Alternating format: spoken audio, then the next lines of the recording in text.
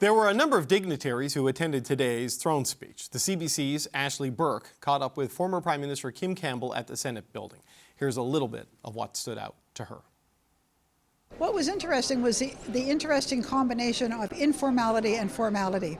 You know, every time there was a moment when people didn't have to be in their seats or doing something formal, it was a madhouse. They were all running around talking to each other. So I said, we're a law-abiding but unruly group of people. But there was a kind of a deeper sense of delight in the connectedness of people being there and the historic importance of the occasion. That this was, I mean, we have openings of Parliament all the time. That's how our parliamentary system works. But it was very special to have, the King and Queen there, and a reminder, because there were all sorts of lieutenant governors and former governors general there, sort of the people who actually perform the functions of the monarchy in our country. And I think to have the origin stone there really was kind of delightful. And I always say that the reason the monarchy works in Canada is that we've Canadianized it, that its functions are performed by distinguished Canadians of all different backgrounds. So we display our diversity, and good people come forward and do these jobs, and which are very important. But it was just, I think, quite delightful. This moment was designed to send a message to Donald Trump about Canada's sovereignty. What message do you think it sent, and do you think it will work? Well, I don't know, but I thought that the whole gathering was sort of a whole kind of, a committee on un-American activities, because it was so un-American, the way, who was there, our First Nations people in their beautiful, beautiful regalias and garbs.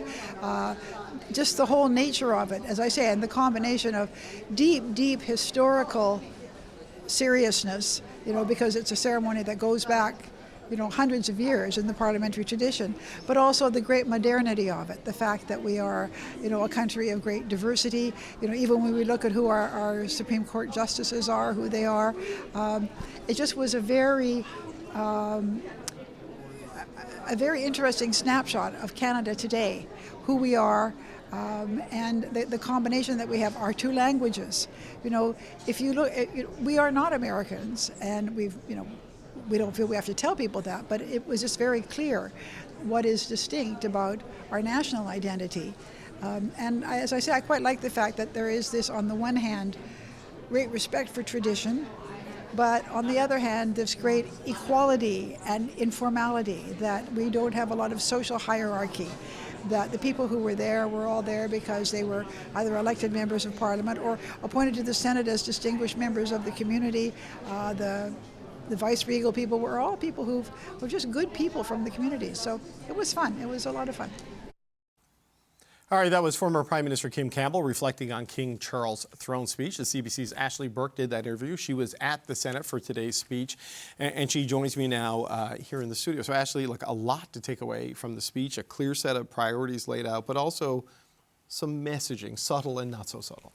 Yeah, David, the king can't get political. So he is a royal. He has mastered the art of sending subtle but significant messages, and he did that in the speech today. He started with his own words, describing his personal connection to Canada, his affection for this country, and also talking about how unique it is. Then he read the government's message, and he acknowledged that Canada is at a moment where it's facing a critical moment and threats, without naming Donald Trump or those American threats.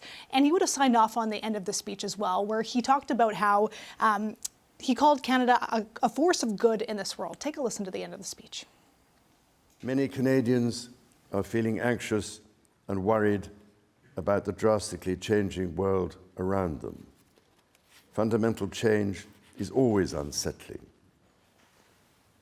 Yet this moment is also an incredible opportunity, an opportunity for renewal, an opportunity to think big and to act bigger, an opportunity for Canada to embark on the largest transformation of its economy since the Second World War. As the anthem reminds us, the true North is indeed strong and free.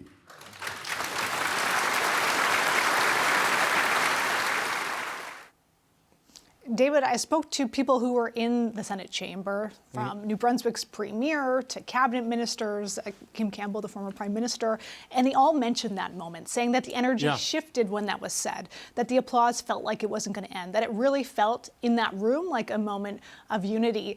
And New Brunswick's premier, Susan Holt, said to me that, you know, if this does not send a message to Donald Trump that Canada's sovereignty is not up for debate, that we will not become a 51st state, then I don't know what will.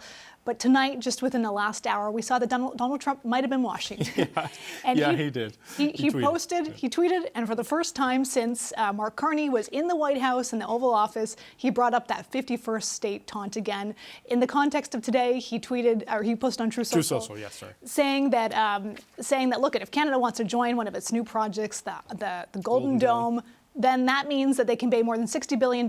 But they could also do it for free if they join and become a 51st state. So sounds like he was watching.